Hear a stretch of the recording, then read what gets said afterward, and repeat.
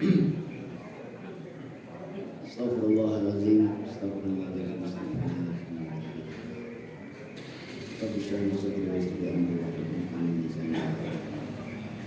Uhaikum bi tahiyatul Islam fa hiya tahiyatul jannah. Assalamualaikum warahmatullahi wabarakatuh.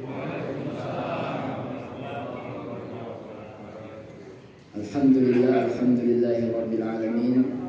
Wassalatu wassalamu ala Rasulillah Muhammadin sallallahu alaihi wasallam wa ala alihi wa ashabihi ajma'in, amma ba'd. Bapak Ibu hadirin hadirat saimin saimat yang dirahmati oleh Allah Subhanahu wa taala. Alhamdulillah pada subuh hari ini kita semua sehat walafiat. Dan juga kita diberikan oleh Allah Subhanahu wa taala nikmat-nikmat yang lain. Mudah-mudahan nikmat itu terus Allah berikan kepada kita dan ditambah. Salawat juga kita sampaikan kepada Rasulullah sallallahu alaihi wasallam. Mudah-mudahan beliau sallallahu alaihi wasallam berkenan untuk memberikan syafaatnya di yaumul kiamah nanti. Amin ya rabbal alamin.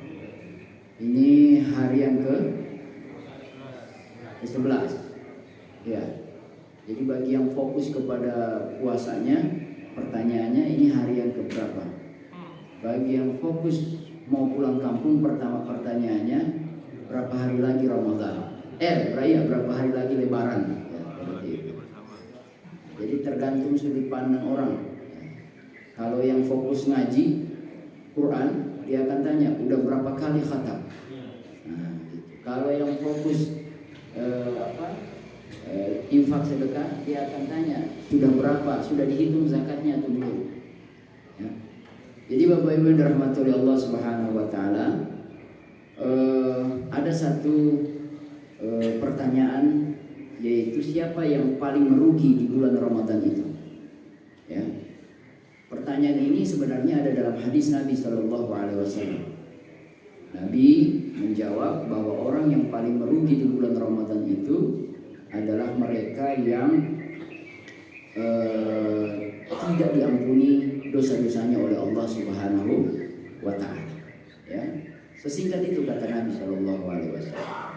Nah, tetapi kalau kita misalnya mengumpamakan Ramadan ini adalah sebuah madrasah, sebuah pendidikan atau short course ya misalnya ya, pendidikan yang singkat selama 1 bulan, maka yang rugi itu tentu saja mereka yang tidak lulus dari pendidikan itu.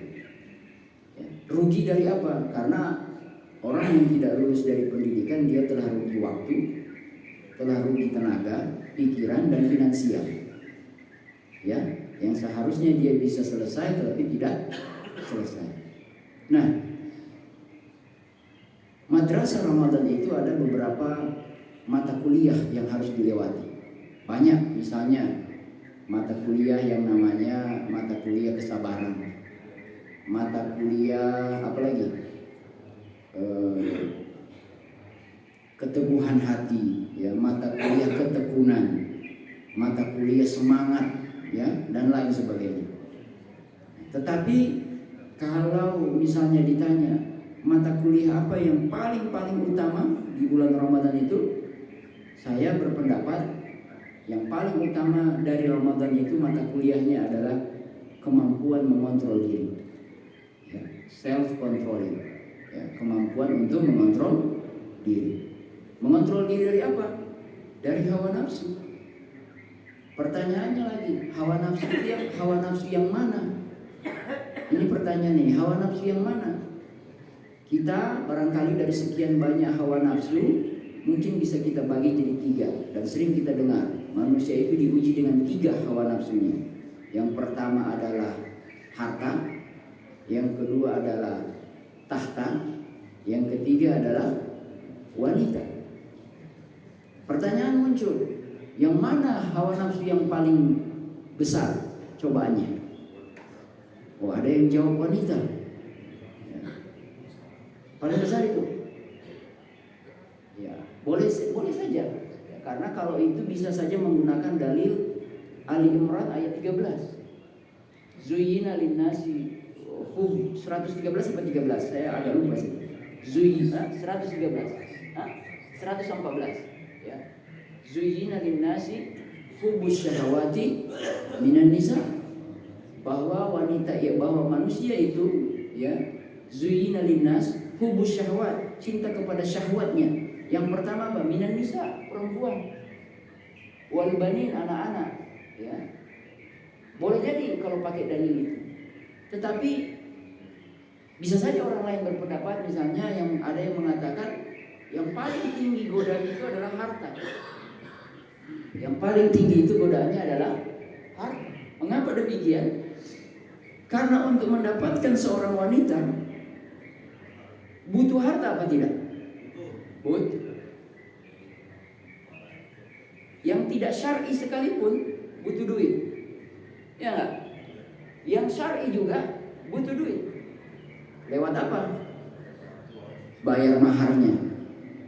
Kemudian ada walimahannya. Lalu nanti menafkahinya. Kalau dia lahir, kalau sudah mau melahirkan, biaya persalinannya. Habis itu apa? Sudah biaya persalinannya, apa lagi? Anaknya tambah berarti nafkah bertambah. Mulai lagi dari sekolah anaknya, makannya, minumnya, pakaiannya. Anaknya kalau cuma 1, kalau 7, ada yang 11. Maka wajar kalau kemudian ayat An-Nisa sekian yang mengatakan ar-rijalu qawwamuna 'alan nisa. Laki-laki itu pemimpin bagi perempuan. Ada yang tahu nggak kenapa laki-laki dijadikan pemimpin bagi wanita di ayat itu? Apa alasan terbesarnya? Masih di ayat yang sama jawabannya. Ar-rijalu qawwamuna 'alan nisa'i bima faddalallahu ba'dahum 'ala ba'din wa bima apa itu? Anfaqu min amwalihim wa bima anfaqu min amwalihim. Mereka dijadikan ar-rijalu qawwamun, dijadikan qawwamun karena bima anfaqu min amwalihim, karena mereka menafkahi dari harta yang mereka usahakan. Jawabannya ada di ayat situ. Ya. Maka Ramadan itu sebenarnya mengajarkan kita etos kerja yang tinggi. Karena di Ramadan ini banyak keluar duit. Keluar duit banyak apa tidak ini sekarang Ramadan? Menurut catatan jurnal penelitian, perputaran duit, perputaran uang di bulan Ramadan itu meningkat. Iya kan? Meningkat dia. Karena dalam penelitian yang lain juga mengatakan di negara-negara Islam di bulan Ramadan itu tingkat produktivitas turun karena jam kerjanya berkurang. Yang tadinya masuk jam 7 berarti masuk sekarang jam 8. Yang tadinya keluar jam 4 sekarang keluar jam 3. Nah 2 jam yang tersisa itu dilarikan ke berkumpul bersama keluarga. Dan kalau sudah berkumpul bersama keluarga, berarti harus ada yang dilakukan biasanya. Salah satunya adalah makan. Betul atau tidak? Perbelanjaan terhadap makanan itu tinggi sekarang. Cara hitungnya gampang, cara lihatnya. Pinggir jalan yang tadinya sepi, bulan Ramadan jadi ramai dengan banyak sekali jualan takjil.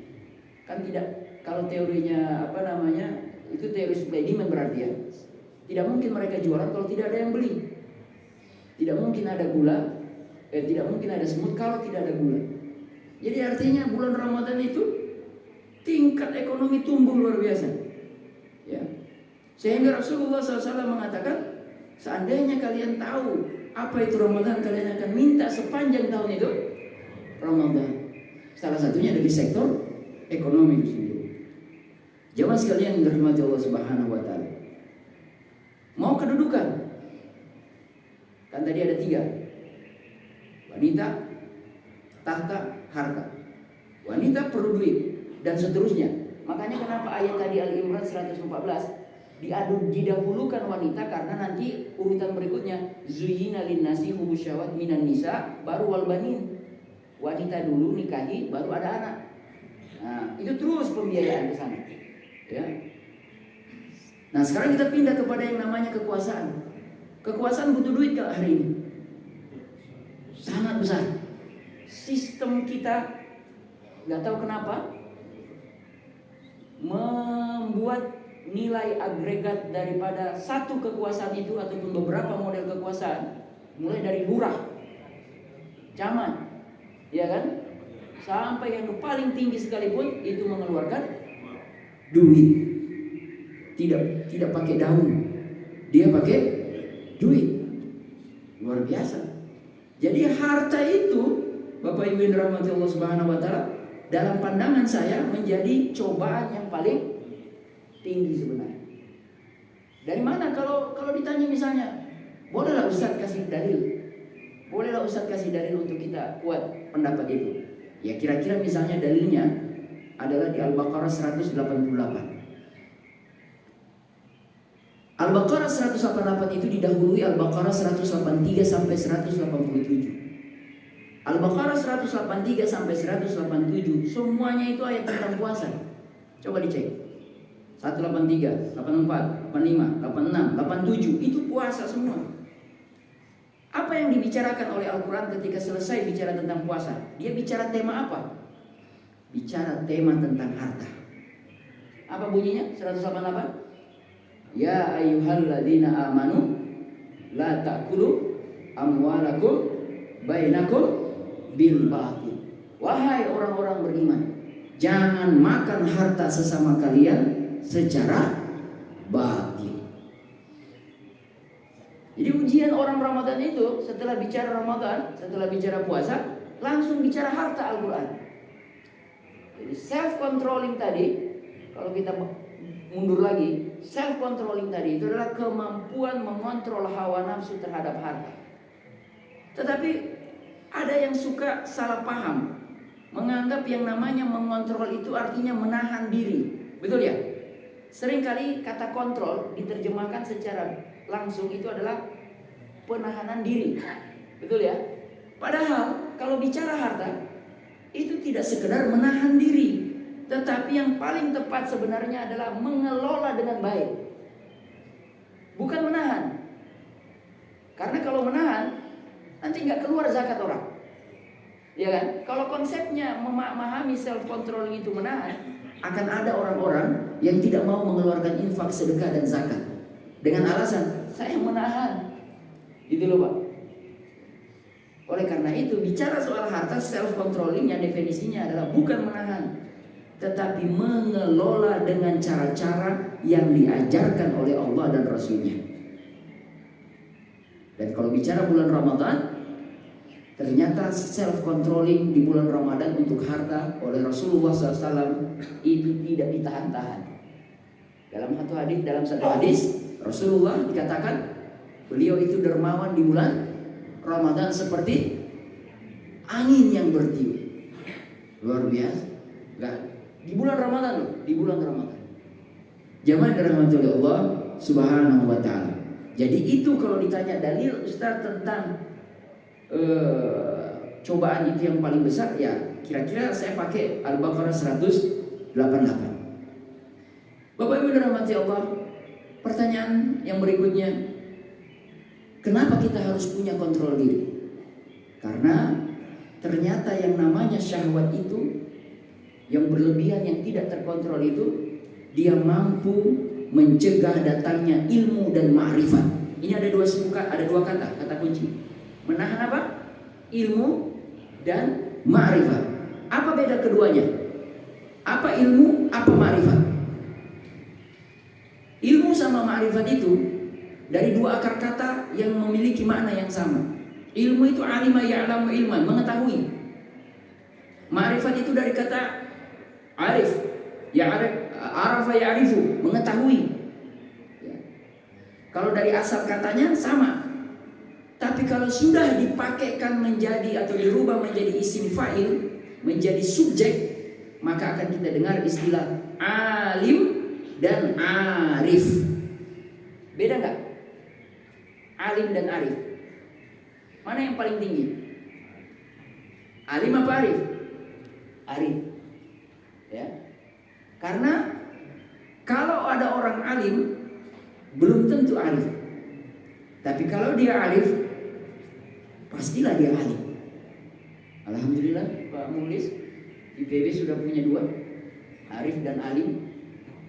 Karena rektornya Arif, wakil rektornya Alim. Nah, gitu ya. Kalau ditanya mana yang paling tinggi, ya Arif lah, karena dia rektor. Yang Alim wakil rektor. Gitu. Pas gitu ya. Bapak Ibu yang dirahmati oleh Allah Subhanahu wa taala. Mana dalilnya? Kenapa Arif itu lebih tinggi daripada Alim? Dalilnya adalah rilis KPK Agustus 2022. Wah, ini membedakan Alim sama Arif pakai rilisnya KPK di Agustus tahun 2022. Apa kata KPK di Agustus 2022? Kata KPK, korupsi itu disumbang sebanyak 86% dari perguruan tinggi. Bukan saya ngomong ini. Lulusan perguruan tinggi. Tapi mohon maaf, kalau saya baca beritanya nggak ada kata lulusan. Saya teksnya langsung saya lihat. KPK merilis, nanti kita cek lagi beritanya. Wartawan yang bisa saja salah mengutip, atau kalau saya yakin betul saya baca tidak ada kata lulusan. Bisa saja tadi wartawan ini. Perguruan tinggi menyumbang 86%. Apa itu? Koruptor. Itu berarti orang-orang alim dong. Iya nggak? Orang-orang alim itu S1, S2, S3. Kita harus merenungkan sistem pendidikan yang sedang kita lakukan, yang sedang kita berikan, yang sedang kita usahakan untuk anak-anak didik kita. Apakah kita sedang mencetak alim atau sedang mencetak arif? Bapak Ibu dirahmati oleh Allah Subhanahu wa taala. Siapa yang mengisi hatinya dengan iman, maka dia mengisi dengan ilmu dan ma'rifah sekaligus. Siapa yang mengisi hatinya dengan iman, maka dia sekaligus sedang mengisi hatinya dengan ilmu dan ma'rifah. Dalilnya Ustaz, ada Al-Anfal 29. Al-Anfal 29. A'udzubillahi minasyaitonir rajim. Ya ayyuhalladzina amanu. Asik ya?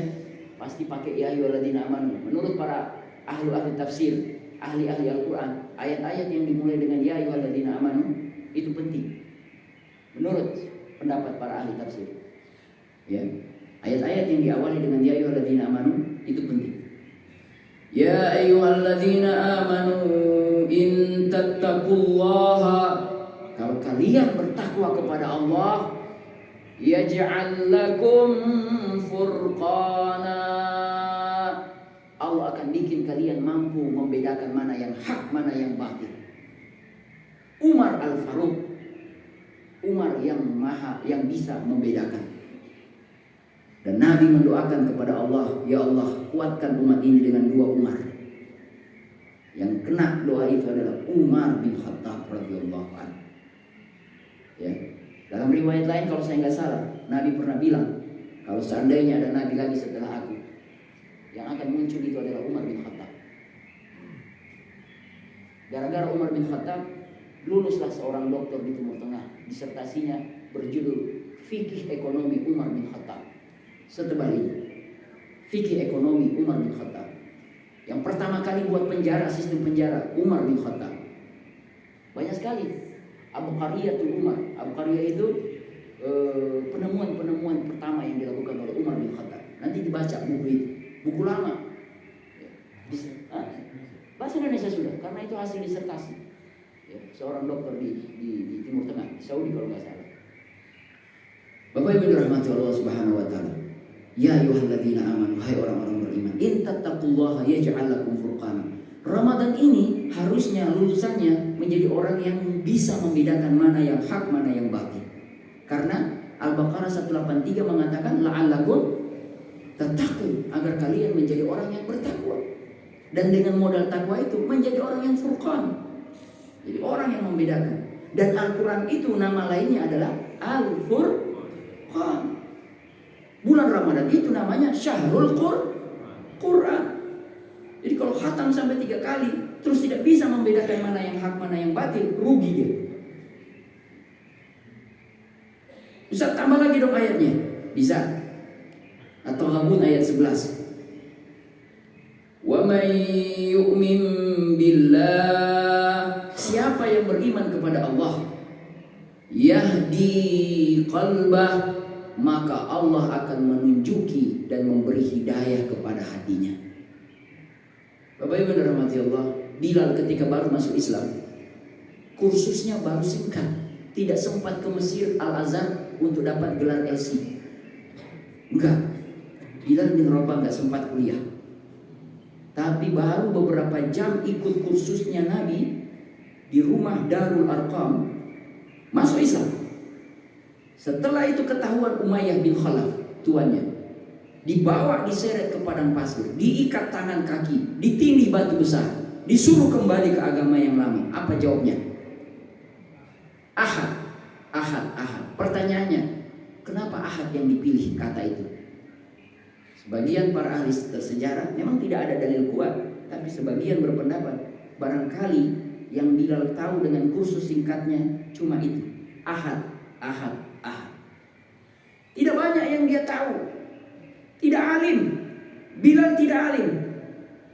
Tetapi Bilal hatinya sudah penuh meluap dengan iman. Karena meluap dengan iman itu, siksaan itu gak ada apa-apanya. Sampai Umayyah stres. Karena waktu Umayyah mau menyiksa Bilal, dia umumkan dulu satu kotak. Lihat bagaimana caraku bisa membuat orang ini balik ke agama kita yang lama. Semua orang berkumpul mau melihat apa betul itu kata Umayyah.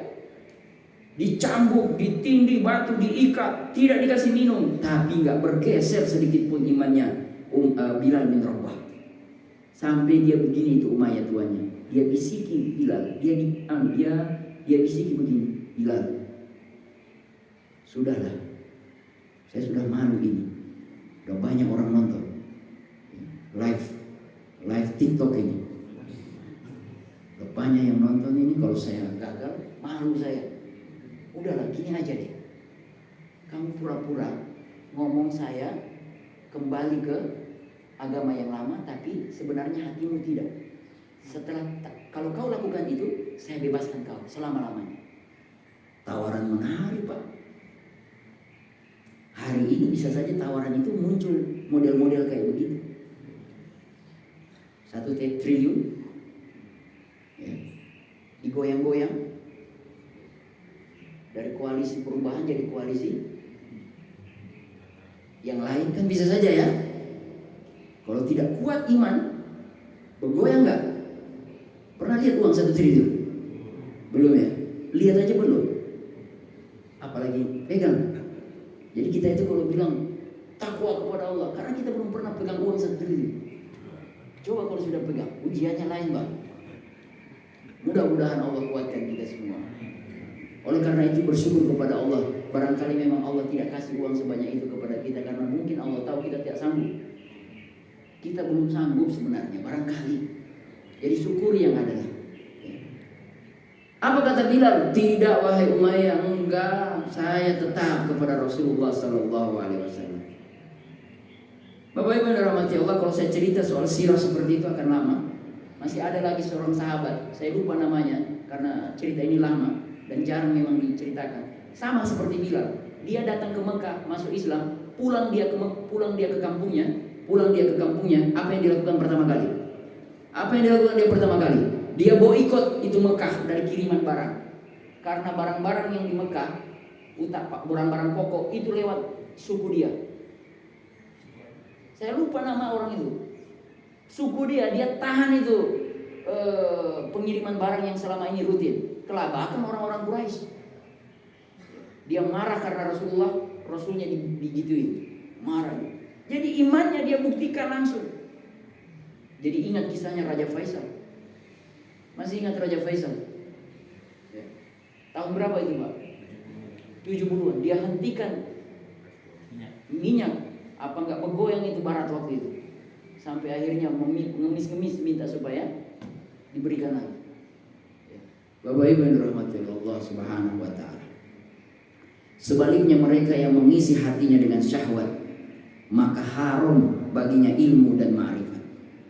Dalilnya adalah Al-Jasyiyah ayat 23. Afara'aita man ittakhadha ilahahu hawa.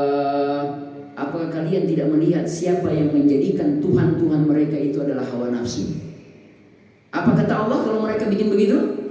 Wa adallahu Allahu ala ilmin. Waduh, Allah sesatkan dia karena ilmu yang dia punya.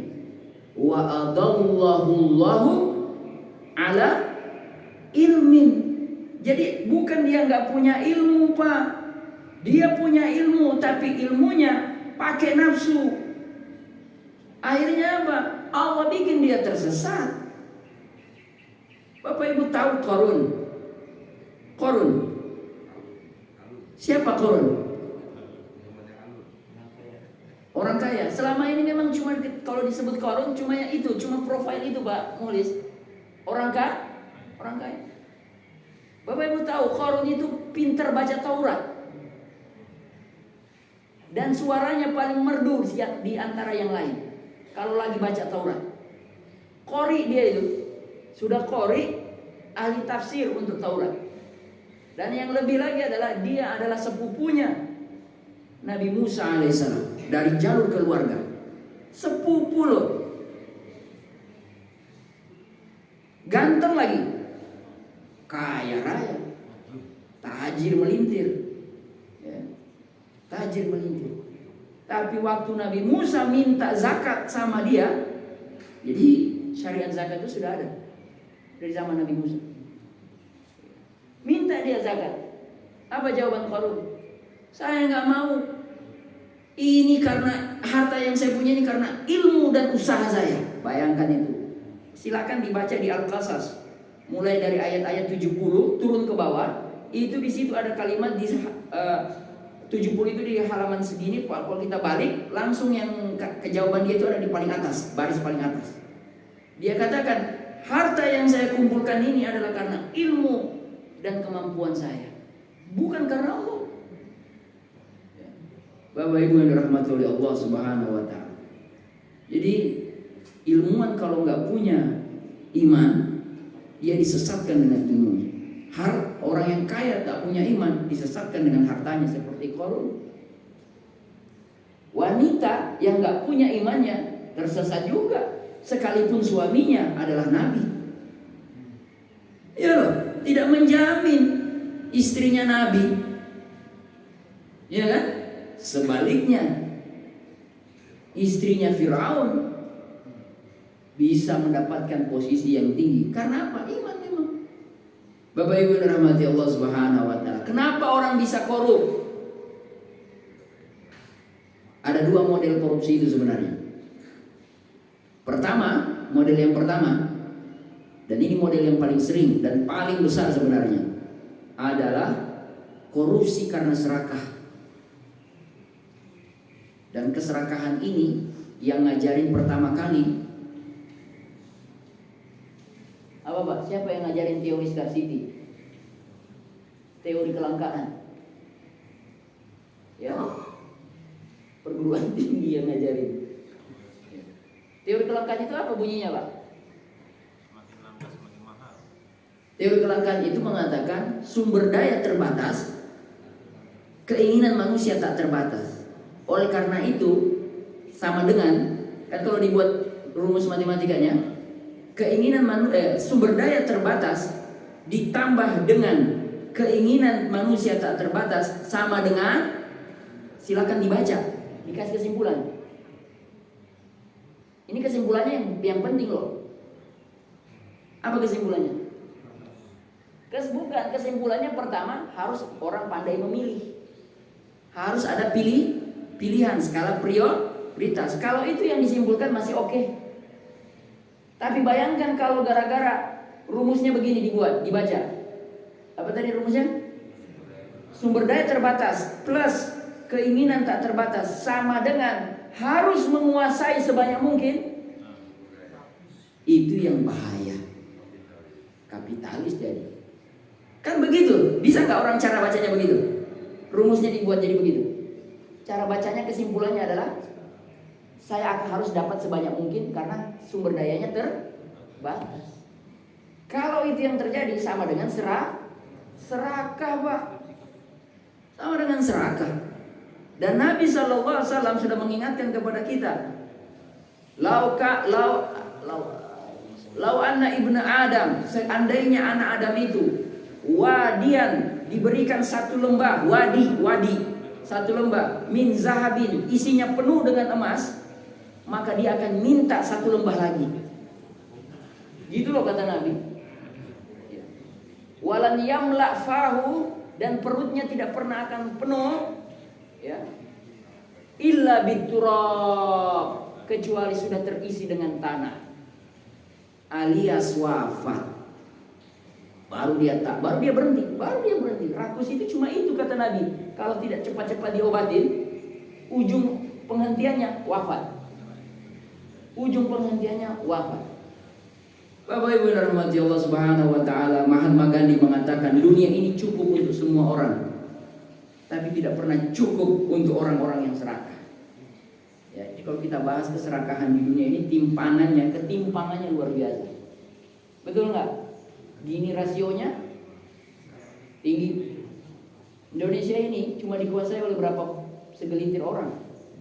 Ya, segelintir orang.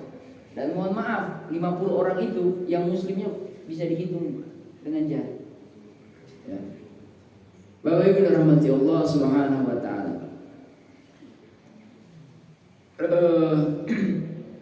Jadi yang model pertama orang korupsi itu karena serakah.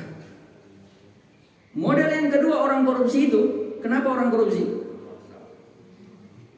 Itu bisa jadi yang ketiga. Tapi kita harus menelaah keterpaksaan itu seperti apa. Tapi barangkali yang nomor 2 ini boleh mewakili itu. Korupsi karena sistem. Korupsi karena sistem yang ada. Nah, Bapak Ibu coba baca tadi yang Al-Baqarah 188 tadi. Masih ingat? Setelah bicara ayat puasa, bicara tentang harta tadi, Al-Baqarah 188. Kita baca ulang ya.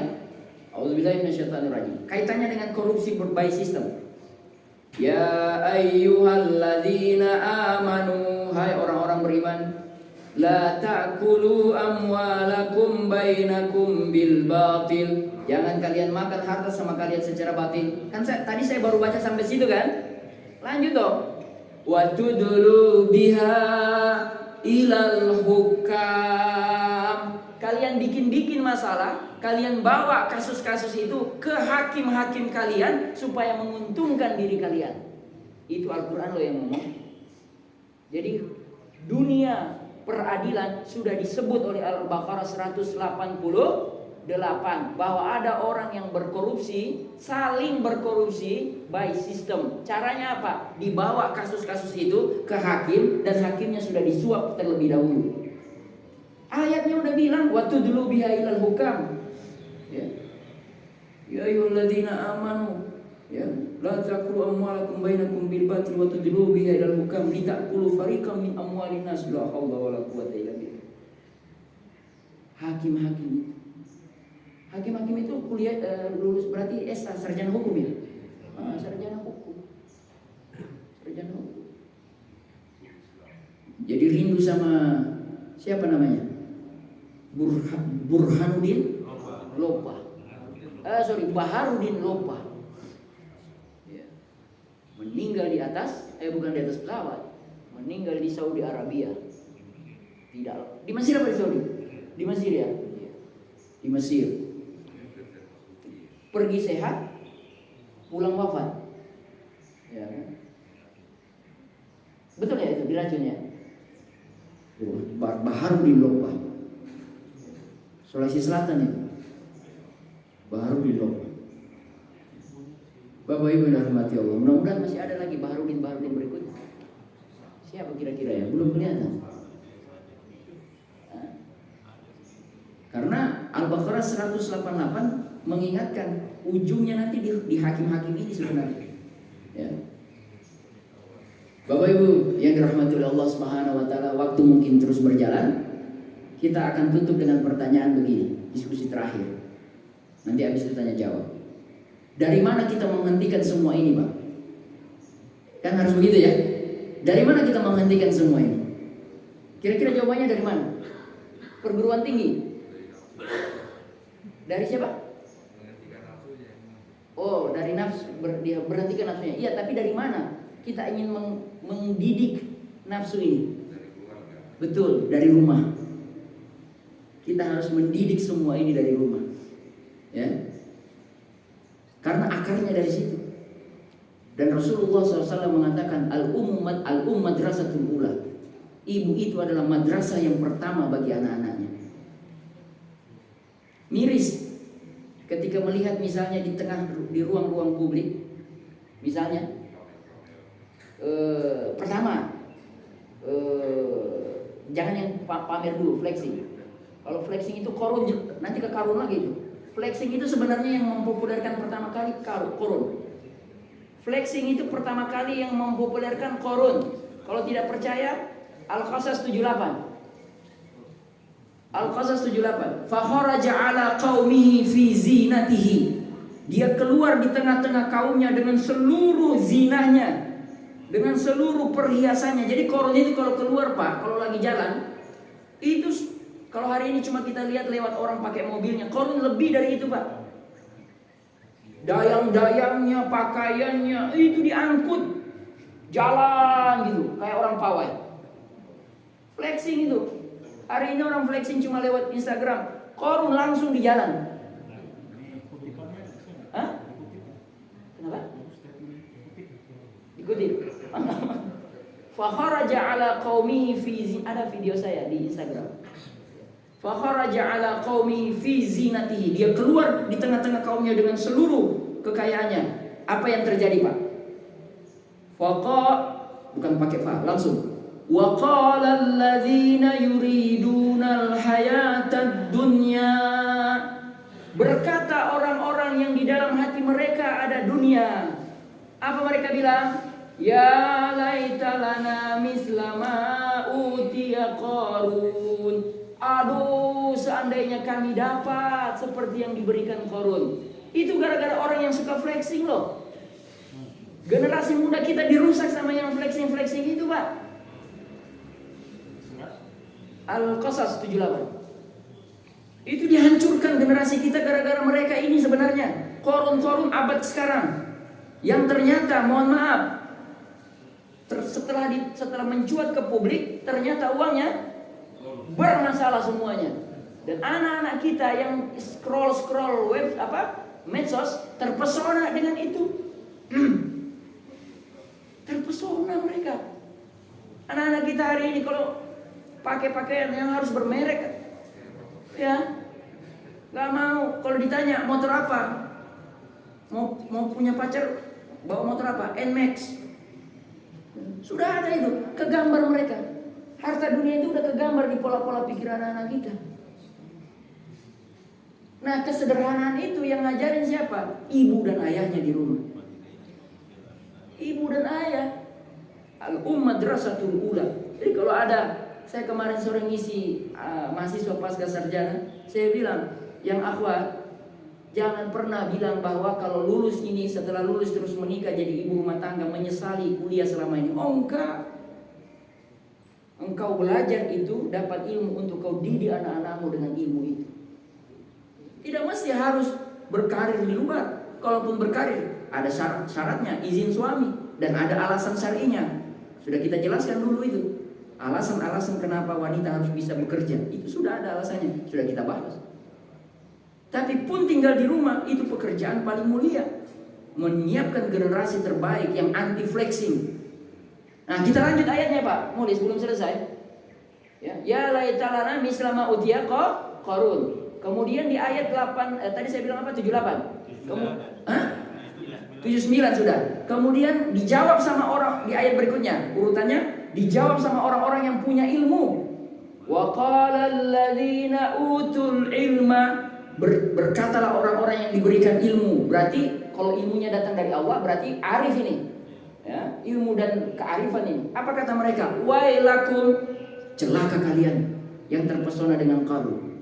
Apa lanjutannya, saya agak kurang hafal. Sawabullahi khairun liman amana wa amila salihah. Sesungguhnya balasan yang terbaik di sisi Allah itu adalah bagi mereka yang hatinya, dirinya diisi dengan iman, dan dengan iman itu dia flexing amal soleh. Nah ini yang harus kita populerkan, ini flexing amal soleh, bukan flexing harta, apalagi hartanya harta pamer. Oleh karena itu gak apa-apa Pak, kalau Bapak lagi bagi-bagi, flexing aja Pak. Apalagi kalau harta Bapak itu harta halal Pak, supaya menandingi itu yang flexing korupsi yang hartanya gak bener itu Pak. Ya gak? Cuma memang kita ini orang beriman, kadang-kadang disuruh untuk menyembunyikan amal, betul ya? Menyembunyikan amal. Biasanya kalau udah meninggal baru ketahuan. Oh, Umar bin Abdul Aziz baru ketahuan dialah pelakunya selama ini. Yaitu setiap malam bangun pagi, penduduk Mekah yang miskin-miskin itu buka pintu, ada gandum di depan rumah. Mereka tahu, mereka penasaran siapa selama ini yang nganterin ini. Setelah wafat Umar bin Abdul Aziz baru ketahuan. Ketahuannya gimana Pak? Kan sudah meninggal. Ketahuannya dari mana Pak? Waktu pas dimandiin. Itu di belakangnya punggungnya Umar bin Abdul Aziz biru-biru ngangkat gandum. Baru orang Mekah tahu, rupanya inilah Robin Hood-nya kita. Kalau Robin Hood-nya orang Inggris itu fiktif. Saya berani, Gak halal. Robin Hood itu gak halal. Dan fiktif sebenarnya cerita Robin Hood itu, tidak ada basicnya apa-apa. Betul nih. Tapi kalau Umar bin Abdul Aziz jelas real, dijelaskan orangnya lahir tanggal sekian, meninggal tanggal sekian, kerjanya begini, tinggalnya di sini, anaknya begini, jelas itu fakta hidup. Tapi yang terkenal adalah Robin Hood. Kita kenalkan juga Umar bin Abdul Aziz. Cucunya siapa? Umar bin Khattab. Cicit apa cucu? Cicit ya. Pokoknya itulah keturunan. Tetapi yang jelas anaknya Umar bin Khattab dinikahkan dengan seorang wanita perempuan, anak penjual susu. Waktu malam-malam Umar bin Khattab lagi jalan, dia dengar seorang wanita bercakap-cakap, dua orang di rumah. Saya bilang ini semua berasal dari rumah. Si ibunya bilang kita campur susu ini dengan air. Ya kan? Tapi apa jawab anaknya? Mungkin dulu ibunya pernah mengajarkan itu, tapi karena himpitan ekonomi, ibunya tergoda dengan hawa nafsu. Yang ingatkan siapa? Anak perempuannya. Jangan ibu, kalaupun Tuhan tidak melihat kita, kalaupun Umar tidak melihat kita, tapi Tuhannya Umar melihat kita. Apa yang terjadi? Besoknya dinikahkan dengan anaknya Umar langsung. Bapak Ibu yang dirahmati Allah, nilai-nilai kesederhanaan, tidak bermewah-mewahan, anti flexing itu kita mulai dari rumah. Dan Ramadan ini adalah starting point-nya. Bagaimana kemudian anak-anak yang kita didik di rumah itu kita ajarkan dengan kesederhanaan. Pas buka, makan yang cukup saja. Memang banyak sekali yang mau dimakan. Bisa saja dibeli, ibunya bisa saja beli takjil A, B, C, D sampai Z. Bisa dia bilang sama anaknya, nah kita bisa beli semua ini. Tapi kalau kita beli semua ini pasti nggak kemakan. Dan suatu saat mungkin saja ada yang kelebihan, lihat tuh, buktikan sendiri, kamu nggak bisa makan kan? Artinya perut kamu terbatas. Sederhana aja, makan apa adanya. Tadi sahur saya makan pakai telur dadar, pakai kecap, yang masak saya sendiri. Karena istri udah kecapean saya lihat. Bangun saya jam 4, karena memang saya setel waktunya jam 4 aja. Bangun saya jam 4, potong bawang merah, bawang bombay, bawang merah, bawang bombay saja, aduk telur, masuk, sudah agak setengah mendidih, matang, masukin tuh bawang, taruh kecap, matang, nasi sudah saya masak tadi sebelum tidur, tadi malam sebelum tidur sudah saya masak dulu, bangunkan anak, sahur dengan telur dadar kecap ala Abi. Ternyata habis telur dadar saya dan berebut mereka. Berebut, padahal cuma 2 telur saya bikin. Berkah insya Allah. Bapak Ibu rahmati Allah, saya kira itu yang bisa sampaikan. Mudah-mudahan Ramadan ini memberikan kepada kita banyak hikmah dan ilmu serta ma'rifah. Wallahu a'lam bishawab. Masih ada waktu kalau mau bertanya? Ada, masih ada. Mangga dipersilakan.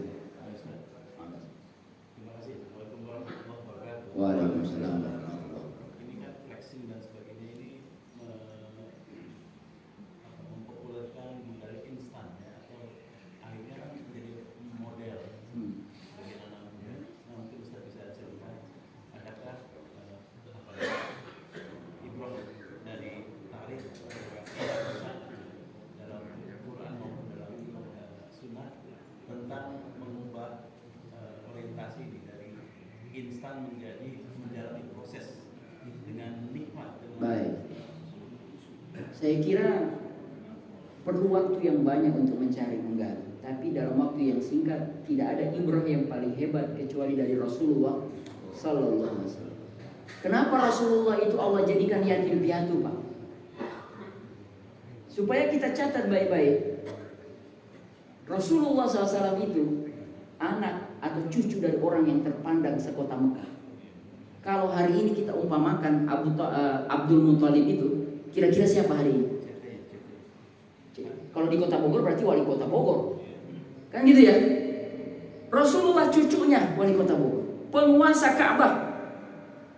Tidak ada yang berani duduk di sejadahnya Abdul Muthalib. Cuma satu orang yang berani duduk di atas sejadah itu, Muhammad Sallallahu Alaihi Wasallam. Ada yang coba ngusir, ada yang coba ngusir. Jangan, itu punyanya pimpinan ini. Kata Abdul Muthalib, biarkan dia. Jadi kalau seandainya Abdul Muthalib itu dipanjangkan usia, boleh jadi, bisa jadi Rasulullah SAW tidak kerja seperti yang kita lihat di sejarah. Setelah Abdul Muthalib wafat, dia pindah ke Abu Thalib. Abu Thalib kaya apa tidak? Tidak. Selain itu punya banyak anak. Rasulullah SAW tahu diri. Apa yang Rasulullah SAW lakukan? Menggembala kambing. Menggembala kambing. Bekerja beliau Sallallahu Alaihi Wasallam. Setelah itu mulai dewasa-dewasa, usia 12 tahun, diajak oleh pamannya pergi ke Syam berdagang. Setelah usia 20 ke atas sedikit, sebelum usia 25, jadi antara 20 ke 25, antara 20 ke 25, semakin populer dengan al-aminnya, kerja kerasnya luar biasa. Khadijah terpesona. Akhirnya dikasih kepercayaan untuk berdagang. Jadi tidak ada yang instan. Rasulullah SAW melalui dengan proses yang berdarah-darah. Ya, melalui proses yang sangat susah waktu kecil beliau Sallallahu Alaihi Wasallam. Ya. Oleh karena itu, memang kalau itu cerita, misalnya tadi Pak Mulis tanya, contoh lagi, ya kita deketin. Kalau anak-anak terlalu jauh ke Rasulullah misalnya, tapi itu kita boleh cerita, kita deketin. Di rumah itu harus ada buku-buku yang menginspirasi, Pak. Contoh misalnya apa? Kira-kira yang menginspirasi apa? Katakanlah Khairul Tanjung, bukunya dengan si anak singkong. Betul ya? Dia harus jualan ini A, B, C, D. Saya dulu paling suka baca yang begitu-begitu. Saya merasa bacaan itu cukup mempengaruhi dalam jiwa. Artinya tidak mudah untuk mendapatkan sesuatu itu dengan instan. Dan yang paling penting setelah setelah bacaan itu masuk ke anak-anak kita, tentu saja dia perlu tauladan di depan mata. Siapa tauladan depan mata? Ya ayah ibunya lah. Kan gampang anak-anak sekarang ngomong begini. Ketika dia misalnya minta sepeda, terus kita belikan sepeda yang murah-murah. Dia lihat ayahnya sepedanya. Apa itu sepeda apa? Bukan, Polygon masih inilah. Brompton 30 juta.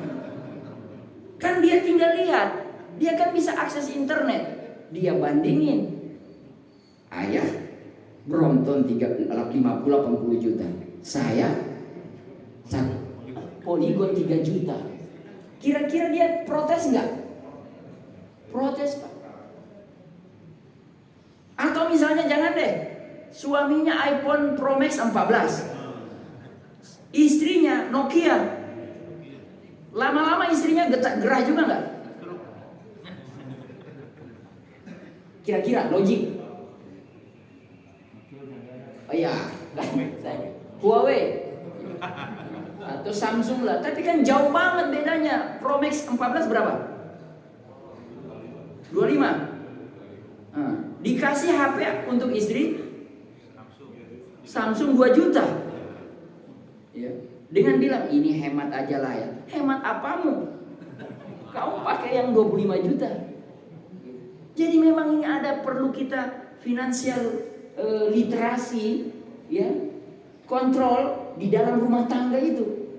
Walaupun uang ada sebenarnya, tapi anak-anak membaca apa yang dia lihat. Kecuali ini bagus juga pertanyaan ini mengarah ke sana. Kecuali misalnya orang tuanya bagus HP-nya, tapi pada saat yang sama dia juga mengajak anak-anaknya berbagi di hari Jumat besar-besaran. Misalnya setiap hari Jumat dia bawa anak-anaknya naik mobil keliling kota Bogor, bawa bagi-bagi nasi bungkus. Bapaknya yang nyupir, anak-anaknya yang siap dengan kotak-kotak makanan di belakang, kiri kanan. Jadi kalau lihat lagi lewat, bagi sebelah sini lewat mobil atau turun. Lalu ada satu lagi yang kemudian, pokoknya semua dilibatkan. Mungkin ada yang motok satu sebagai kenang-kenangan. Mungkin ada yang bawa aquanya untuk kasih. Semua terlibat, itu akan menjadi sebuah kenangan yang indah. Dan saya sudah buktikan. Saya dulu melakukan itu. Sudah berapa kali saya lakukan dengan anak-anak. Tiba-tiba gak tahu kenapa lama saya gak lakukan. Apa yang terjadi? Anak saya yang kecil bilang begini, Abi, kenapa sudah tidak pernah bagi-bagi Jumat lagi? Ayo dong, coba lihat.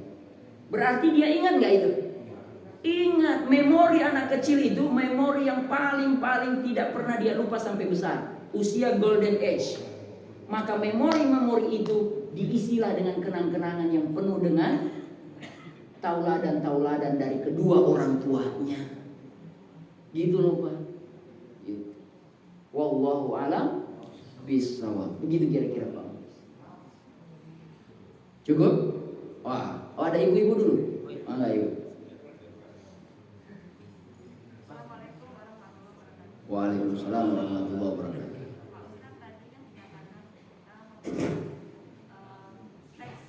Flexing. Ya, flexing amal soleh. Oke, saya jawab. Innamal a'malu binniyah. Ya, tentu saja saya kembalikan ke situ dulu. Innamal a'malu binniyah. Sesungguhnya setiap amal itu tergantung kepada niat. Satu dalilnya. Tentu saja yang kita maksud niat yang baik. Apa itu niat yang baik? Lihat hadis-hadis Nabi. Contoh hadis-hadis Nabi misalnya ada yang mengatakan sombong kepada orang yang sombong. Boleh apa tidak? Boleh. Al-Quran, balik lagi kepada Al-Quran. Ayat berapa itu? Saya lupa bunyinya. Fabi surat Wadduha. Fa amma bi ni'mati rabbika fahaddis. Maka nikmat yang Allah berikan kepadamu fahadis. Apa itu fahadis? Bicarakan, perlihatkan. Tapi basicnya tetap innamal a'malu binniyah.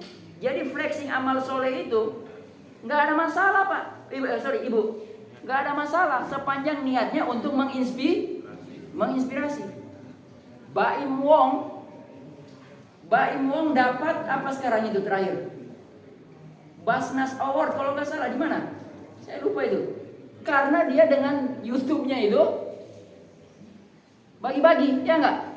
YouTube-nya dinonton berapa juta orang, berapa ribu apa juta itu sudah. Dapat duit enggak Baim Wong dari situ? Dapat duit. Udah ngasih ke orang. Kadang-kadang kalau saya nggak salah mungkin ada sponsor di belakangnya. Dia masuk video, masuk YouTube, dapat lagi duit dari YouTube Pak, Ibu.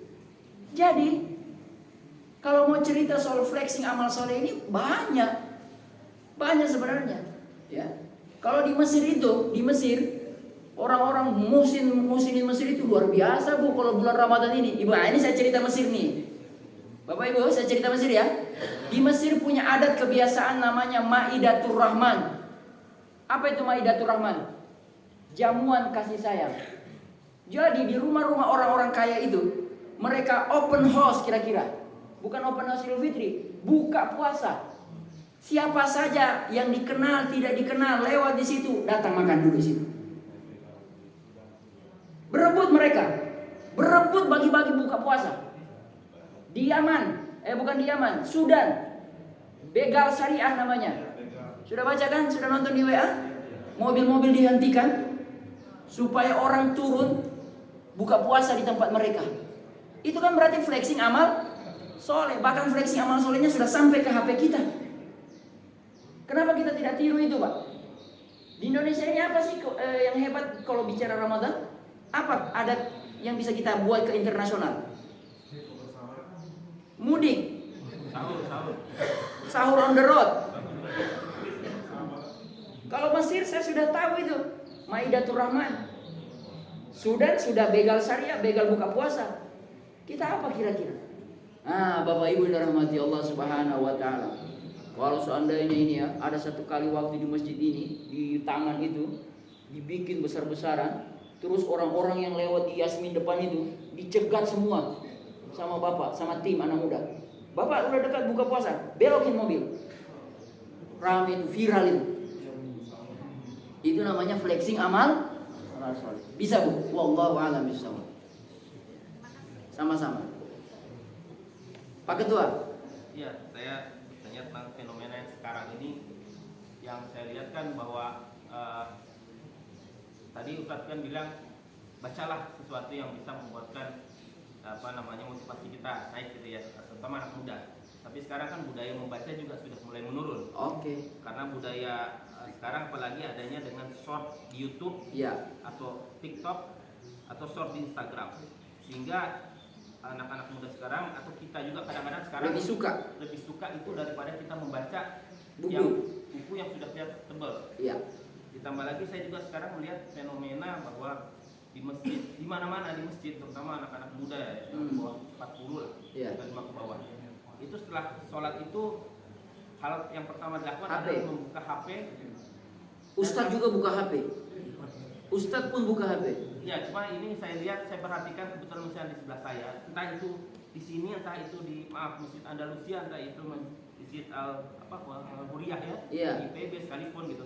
Pasti buka HP terus dilihat, cuma di scroll aja, lihat terus tutup lagi baru dia zikir. Iya. Nah, hal ini kan membuat bahwa ada sesuatu yang tidak terbendung dari anak-anak bahwa gadget ini ya harus melihat dulu gitu. Baru dia setelah itu tenang dan baru dia berzikir. Nah, pertanyaannya, itu kan fenomena ini jadi susah kan. Nah, itu bagaimana? dengan yang literasi tadi. Iya, bagaimana? Berarti sekarang dakwah kita pindah ke situ. Short yang singkat-singkat atau reels yang singkat di YouTube yang 1 menit. Bagaimana bisa menciptakan yang banyak seperti itu, membanjiri dan mengalah. Ini kan persoalan saling melawan, saling bertanding ini. Bainal haq wal batil itu kan bertanding. Tempat bertandingnya di mana? Di TikTok. Tempat bertandingnya di mana? Instagram.